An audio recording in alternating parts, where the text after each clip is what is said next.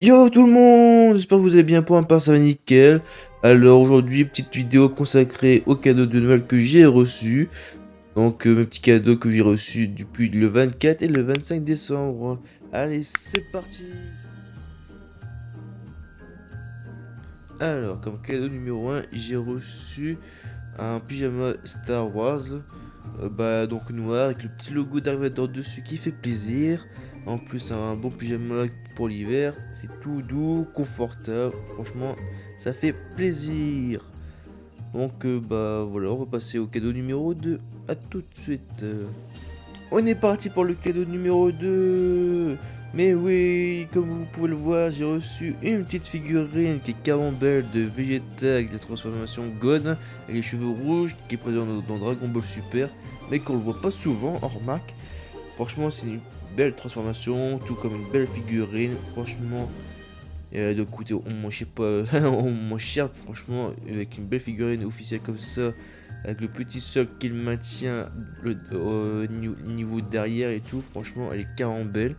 Donc, franchement, j'ai envie de dire merci encore pour ce magnifique cadeau. Et en plus, ça agrandira carrément ma collection de Dragon Ball figurines officielles dans le setup. Et en plus, ça fait plaisir de voir à chaque fois cette figurine dans le setup. Franchement, il me manquerait plus que installer une sorte de vitrine de collection pour les figurines. Mais ça va venir avec le temps. Je vais casser tous les figurines avec les tomes de manga, les DVD, j'en passe, comme les jeux vidéo d'ailleurs. Franchement, j'aurai une belle collection pour le setup. Ça va faire plaisir pour les prochains mois à venir, je pense. Donc voilà, on va passer pour le cadeau suivant. Et oui, pour le cadeau suivant, donc j'ai reçu une belle boîte de cartes Yu-Gi-Oh!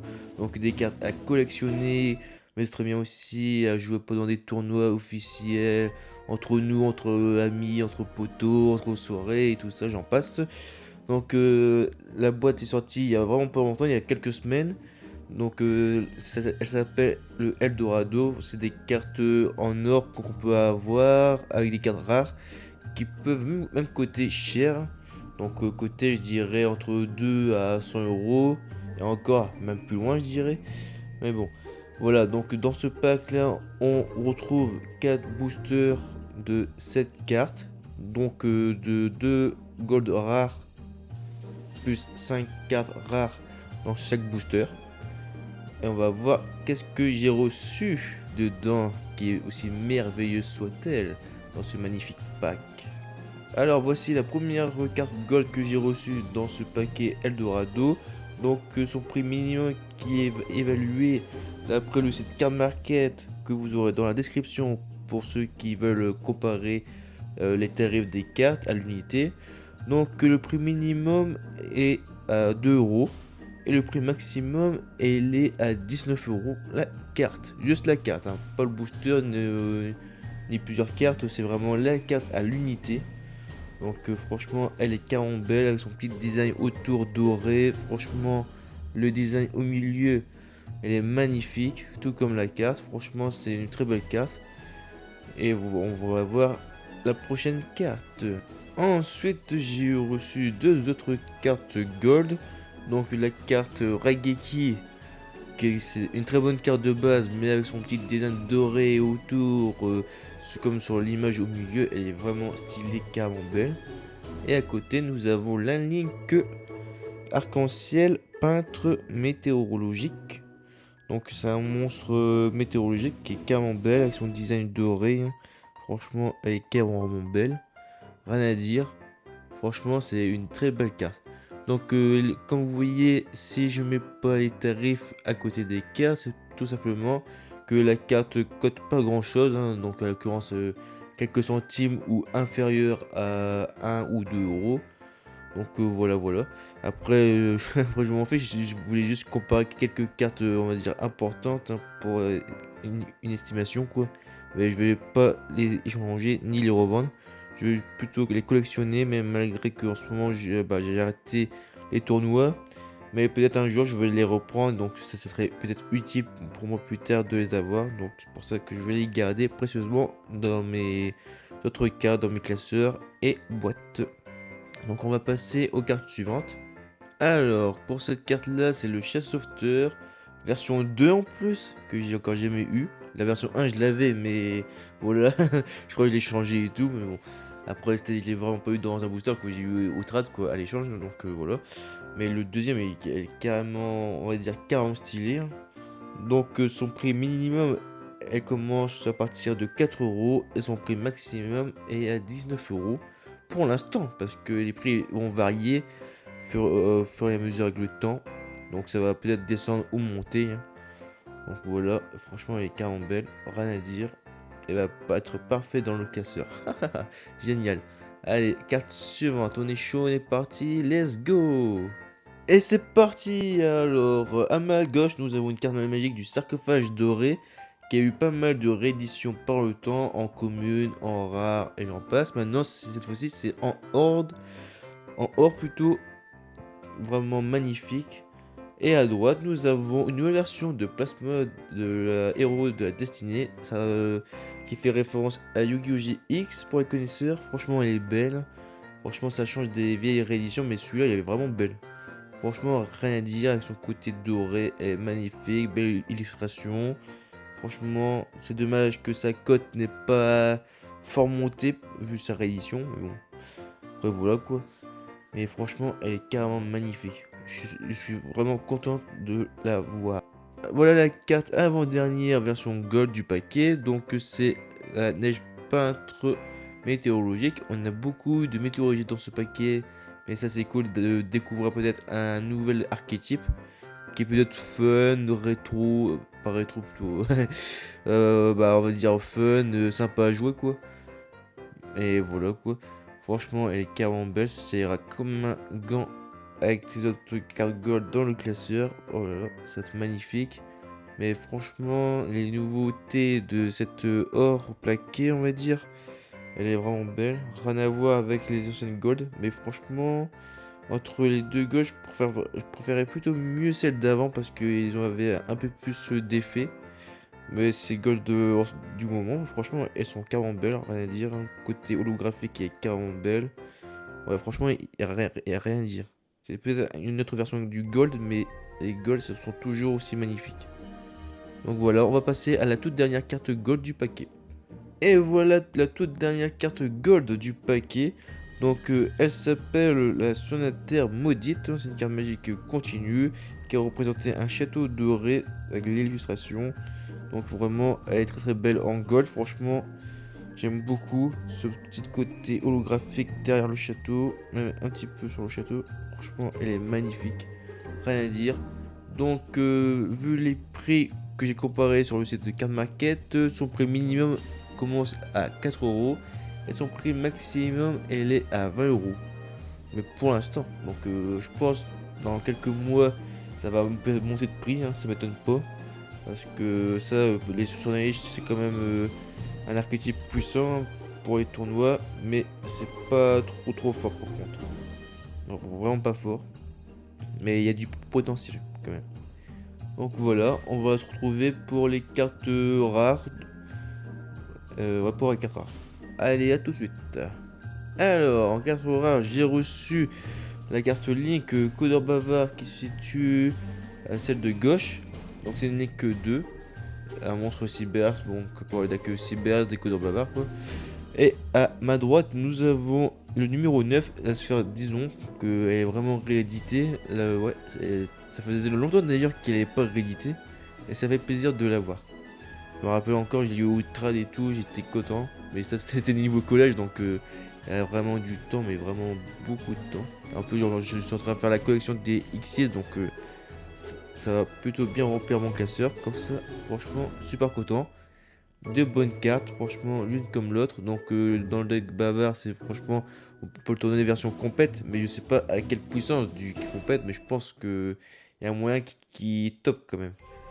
Mais bon, voilà. Donc, franchement, c'est deux bonnes cartes, rien à dire. Elles sont rares, mais bon, elles sont rares, mais leur côté tarif n'ont pas non plus haute, hein. Quelques centimes, rien de plus.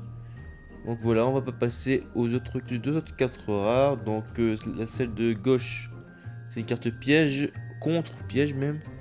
Vive la Terre d'or, donc pour le archétype sur Nalish. Et pour celle de droite, la peinture neigeuse météorologique, carte magique continue pour les météorologiques.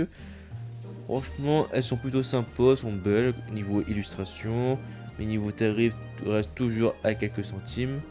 Mais voilà, donc je pense que le deck météorologique c'est sympa à faire, donc c'est un deck sûrement fun qui coûte pas grand chose, aux alentours de 10 ou 20 euros le deck. Et voilà, franchement, ouais, franchement, c'est des belles illustrations qui est dans ce paquet. Bien sûr, les cartes que j'ai pas, je mettrai un lien dans la description avec toutes les cartes possibles à voir dans ce pack or. J'ai regardé avant de faire cette vidéo là, franchement j'étais surpris. Il y a eu beaucoup de cartes réédition en or que je m'y attendais pas, même en rare. Franchement, il y a des cartes que je m'y attendais vraiment pas à avoir dans ce paquet là. Et franchement, j'étais surpris quand même. Celle de gauche, la Link 2, c'est Verdant, Win Charmeuse devant. Donc pour un deck Charmeuse, donc c'est un type magicien. Donc l'Adwar qui est vraiment stylé. Franchement, c'est sympa. Ouais, franchement, c'est une carte sympa. C'est une carte sympa sans plus. Et celle de droite, c'est une Xyz, la super cuirassée du canon ferroviaire, qui est vraiment belle. Et en plus, je l'avais de base, donc c'est cette carte. J'ai utilisé quand même pas mal de fois cette carte là pour me sortir du pétrin quand je faisais encore des tournois ou même quand je jouais entre potes, on va dire. Et franchement, c'est que du lourd cette carte là, c'est que du lourd. Franchement, un monstre à 4000 attaque et de défense et avec un effet super sympa pour démolir les monstres de l'adversaire. Franchement, je regrette pas du tout de l'avoir encore. Franchement, ouais, franchement.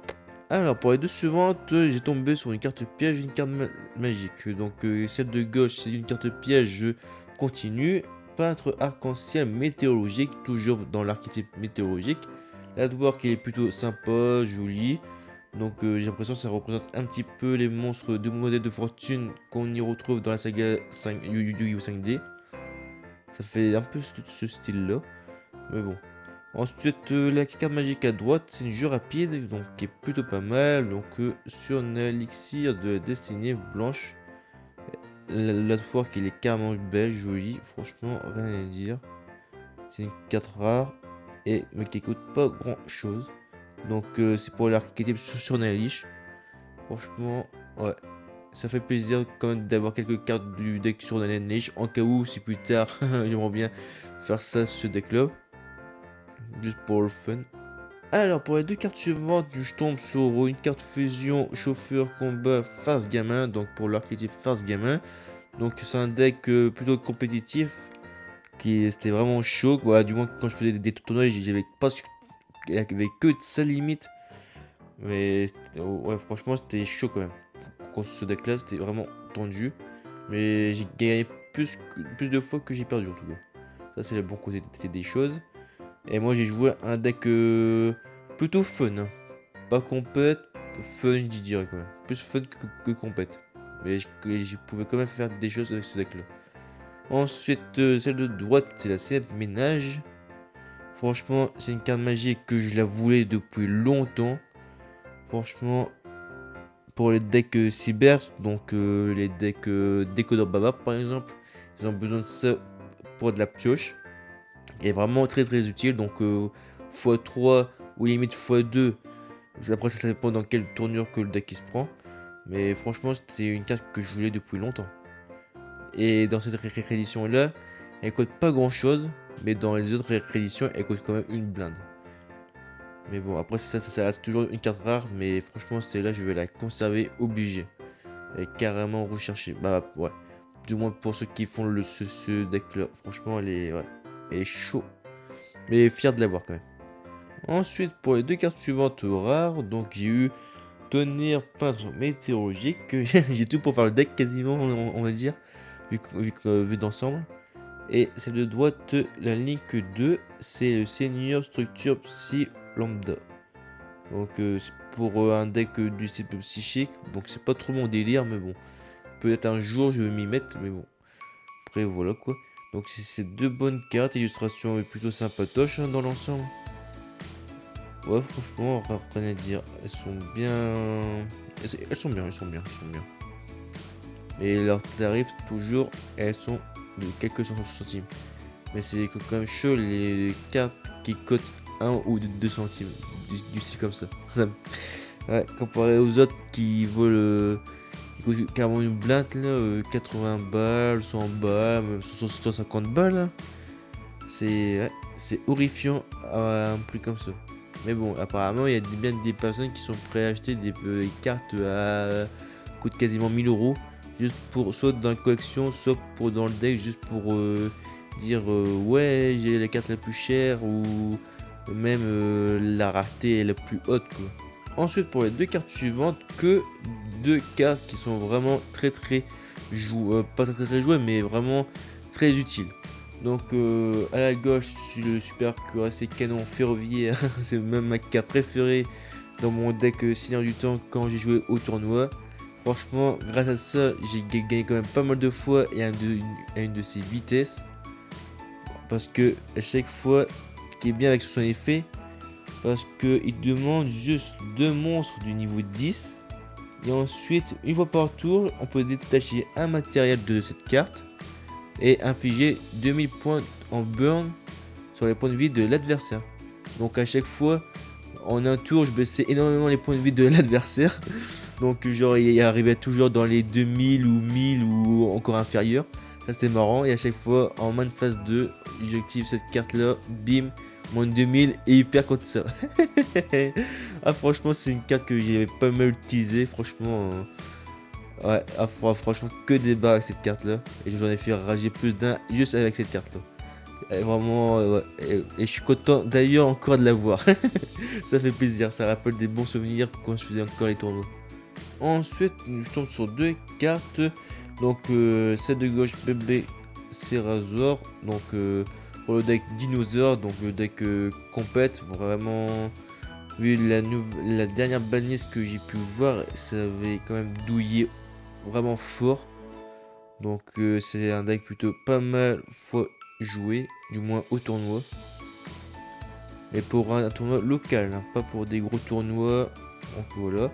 Celle de droite c'est la carte monstre Eva, donc pour le deck Drétron, donc le deck vraiment compète de chez compète là, mais qui coûte vraiment une blinde. Mais par contre niveau puissance là, ça grimpe aussi par contre. Ça coûte peut-être une blinde, mais ça coûte plus de chances de gagner quand même. Mais ça, c'est un deck que je voulais le monter. Et peut-être je vais reprendre ce deck là pour le finir de monter un de ces jours. Je sais pas quand, mais un jour. Voilà. Donc on va poursuivre pour les autres cartes du paquet, de ce magnifique paquet en or. C'est rarement que j'ai eu des bonnes cartes à ce point là. Franchement, ça fait plaisir. Alors, pour les deux cartes suivantes, je tombe sur la carte synchro, celle de gauche, le bouillon dragon rouge ardemment. Donc, c'est une nouvelle, pas une nouvelle réédition, mais c'est fait encore rééditer celle-là. Parce qu'elle est quand même, elle est sortie quand même il y a pas mal de temps, mais je l'ai jamais eu, donc ça tombe bien. Il faut bien un début à tout, donc surtout pour des nouvelles cartes dans la collection, ça fait toujours plaisir de l'avoir. Ça rappelle du temps où il y avait encore Yu-Gi-Oh 5D d'actualité, genre à la télé, dans les magasins et tout. Maintenant, il y a pas mal. C'est quand même chaud parce que en ce moment, là, il n'y a vraiment pas grand chose comparé à avant. Et je trouve ça un petit peu dommage.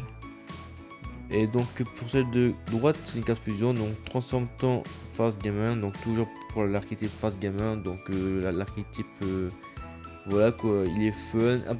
Un petit peu compète, mais niveau de puissance, il y a mieux. Et voici les deux dernières cartes rares du paquet Or Eldorado. Donc celle de gauche, un monstre goût rigolo Fast Gamin, donc pour l'archétype toujours Fast Gamin. Et pour celle de droite, le dragon par feu. Sachant que le dragon par feu de base écoutait une blinde, mais cette réédition là, c'est une version 2, donc elle coûte beaucoup moins cher. Et sur le coup, j'ai pas fait attention à cause de son illustration. Parce que moi, j'ai toujours connu le dragon par feu de couleur bleue et pas rouge. Du coup, c'est pour ça, sur le coup, je me suis pas étonné.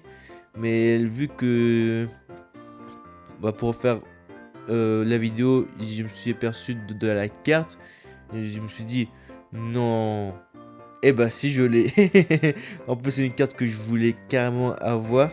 Avant, elle était ban. Donc, je sais toujours pas si en ce moment-là, elle est ban ou pas. Mais je crois qu'elle s'est fait déban, il me semble. Mais je suis pas sûr.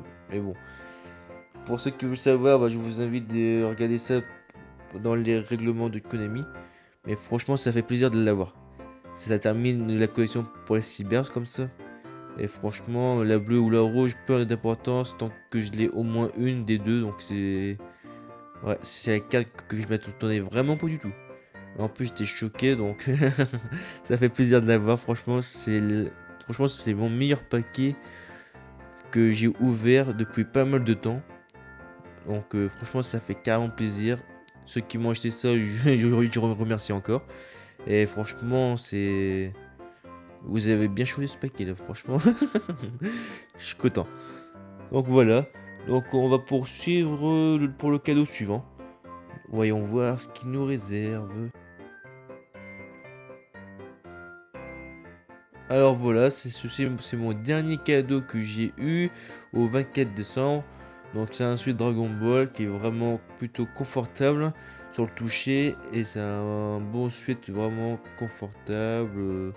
Avec un petit illustration derrière de la fusion de Goten et de Trunks. Qui fait référence à Dragon Ball Z. Donc la saga vraiment énorme. Ouais, franchement c'est énorme. Et franchement, je m'attendais pas du tout à avoir ça. Franchement, ça fait plaisir. Franchement, ça fait plaisir. Et encore un merci pour ce cadeau-là et pour tous les cadeaux que j'ai eu pour ce 24 et 25 décembre. Franchement, c'est un très beau cadeau. Alors, voici le premier cadeau du 25 décembre. Donc, c'est figurine officielle articulée du personnage emblématique Dragon Ball Z, donc Son Goku, ou version japonaise Kid Goku, donc ça revient pareil de toute façon. Donc c'est plutôt un cadeau inattendu que je m'attendais vraiment pas du tout. Et donc ça fait quand même plaisir d'avoir reçu cette figurine là. Pour agrandir ma collection de Dragon Ball, ça fait toujours plaisir. Donc ça donne envie de poursuivre cette collection là ainsi que celle des pop. Parce que je sais que j'en parle jamais sur la chaîne des pop ou aux alentours, mais il faut vraiment que je continue. Parce qu'il y a vraiment des pop que j'aimerais bien avoir.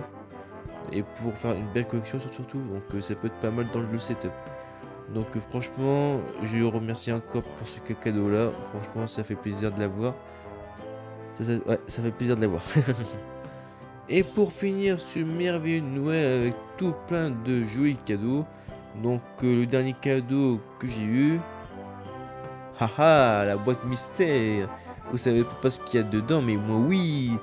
Donc si vous avez une petite idée, n'hésitez pas de mettre votre idée en commentaire et je dirai oui ou non.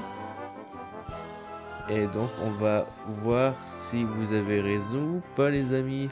Donc sur ce, je ferai peut-être une petite vidéo en parlant de cette boîte mystère en fin janvier si j'ai, on va dire, entre 20 voire 50 abonnés sur la chaîne.